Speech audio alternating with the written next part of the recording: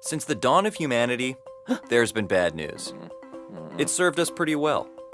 Spreading the word about threats helped a lot of humans survive a lot of terrible stuff, like famine, diseases, natural disasters, feuding tribes. Look out, bear! Today's news is an extension of these survival instincts. It helps keep us informed on modern-day threats and uncover things that could be better in our world. But now we're exposed to more news than ever. And some days it can feel like the problems just keep coming. With solutions nowhere to be found.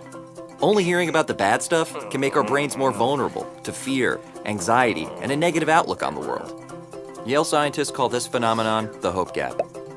It's when we're overly focused on a problem instead of the solution. It can make us stressed out, tune out, or even worse, shrink in our ability to problem solve. Okay, ready for some good news? Good news is happening every day. We just don't always hear about it. Really. Right now, people are working to solve big problems in scalable ways. Curing diseases, creating equal opportunities, reinventing education, making neighborhoods safer. And some smart folks have surfaced heaps of data showing that the world is actually getting better in lots of ways. Hearing this kind of good news can do us all some good. It helps bridge the hope gap, inspiring us to be more proactive in dealing with the threats we face.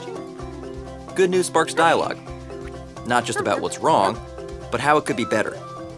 It's called solutions journalism, and there's a whole network of journalists dedicated to publishing it. Because research shows that hearing news focus on solutions can nudge us out of survival mode and into problem-solving mode, building more trust in each other and our communities.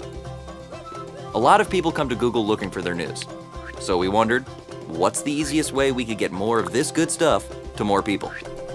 What if you could just ask for it, like, "Hey Google, tell me something good." And you get a daily dose of good news just by asking your Google Assistant.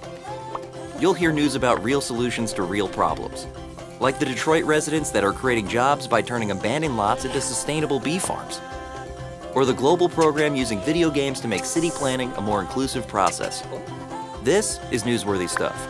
It doesn't just make you feel good, it paints a more complete picture of where the world is headed and inspires people and policymakers to take part. Problems and threats and bad news aren't going anywhere. So, couldn't we all use a little something good? Hey Google, tell me something good.